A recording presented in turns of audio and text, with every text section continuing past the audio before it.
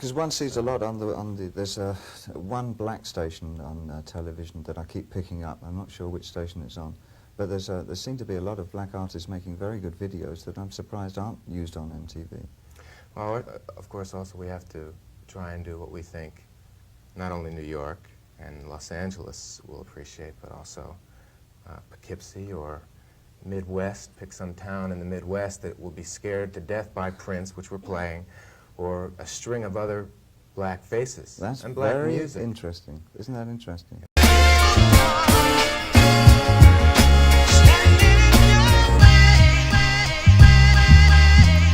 I will never be your hater, I'm your biggest fan. I hope it falls into place just how you planned it. Life could put you in a pickle, just make sure it's kosher. Lean on me like Bill Withers until you smell the roses. What's happening, fam? L.A.R. movement still moving. Subscribe or die trying. You see the thumbnail. More importantly, you need to see the clip. David Bowie, 80s, talking about MTV, not having black artists on MTV. I think the first black artist, it was either Shalimar or Michael Jackson. I forget which one. I want to say Shalimar, though. But they wouldn't play, as you said, they wouldn't Prince, the Isley Brothers, Marvin Gaye. None of that stuff, you know, Michael Jackson wasn't getting played on MTV, like in the early 80s, you know, early to maybe mid 80s, because of what he said, you know, we have to worry about Poughkeepsie and the nice people. Like all the music that you hear in the suburbs, in the grocery store, and in the mall now is what they wouldn't play on MTV. Dead serious. You get what I'm saying? All of that. Not even Tina Marie, and she was white. But more importantly, I'm making a point about the history of the algorithm.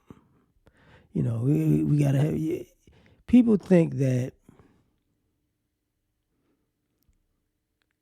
you know, people gravitate to certain things, which people do, but also things are pushed the same way that, you know, when you listen to the radio station, you know, now it's not so much because of social media and the internet, but people used to play a song over and over and over again till you liked it, because basically, what was it, payola? You know, they paid the radio stations to play the records so much that you liked the record, so much that you would buy the record, even if the record wasn't good. So a lot of the garbage records that you heard on the radio for years, you know, that weren't really hits, but they were on the radio, somebody got paid to do that. So as long as I put it in your face, you know, at some point you're gonna like it and buy it, right? And give us the money that we invested back into this project, at the expense of people who were actually making good music, right? So that's the same thing with the internet and content creation. And I'm not even talking just on a racial level. I'm just saying in the subject matter level, because if the society is so vast and there's so many different things, you would expect that the intellectual space should be bigger than it is, because there's more intellectuals, so people think, right? Or the common sense space would be big, because there's a lot of people with common sense, as you would think, right? But what you see is the algorithm set to people's either carnal nature, or people's biases. And what I mean by biases is some people's bias that certain things don't get out, or not necessarily get out, because anything that gets on the internet is out basically, but certain things don't get in the algorithm, because we don't want certain messages out to people in Poughkeepsie and Sanford, Connecticut, and Tempe, Arizona, you know, and stuff like that. You know, the Bible Belt and the heartland of America, right? So you start realizing over time that, oh,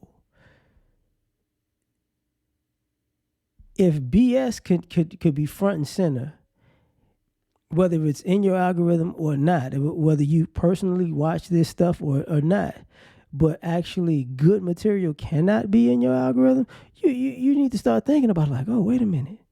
wait a minute. What's really going on? What's really going on is very simple.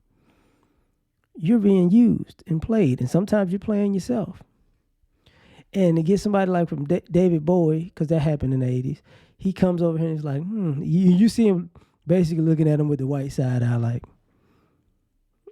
so that's why you're not playing their records. Because you got to be sure that they have all of this, all these nice people, make sure that they don't get corrupted by this Negro music, which was hypocritical because the vast majority of the artists in the UK from the Beatles up to that era were highly influenced by American R&B, blues, soul, whatever you want to call it.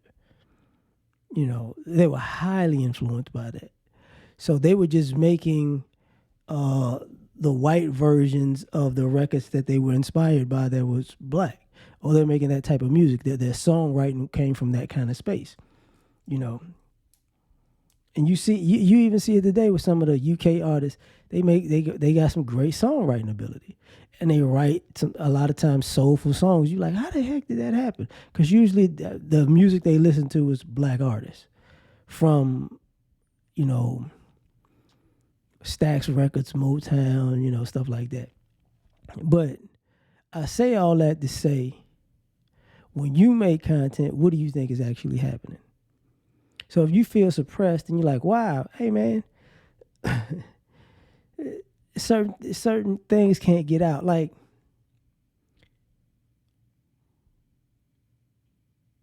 certain stereotypes are good for business. They're good for the algorithm.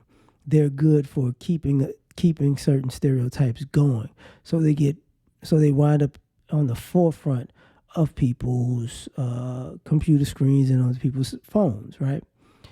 Other things that can kill the stereotype or make people go, is this person an anomaly or is this pretty much a norm? Those things get kind of pushed to the side, to the back. So a lot of times what you're really seeing is a fear of this stereotype being killed. So the algorithm has to help that situation and not hurt it. You get what I'm saying?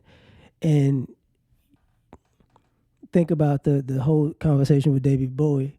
I'm having a moment. Y'all got to remember, Thriller came out not too far after that. You know what I'm saying? Off the Wall was first, I want to say, and then Thriller was next, and then Michael Jackson was it was over with. Purple Rain came out, it was over with.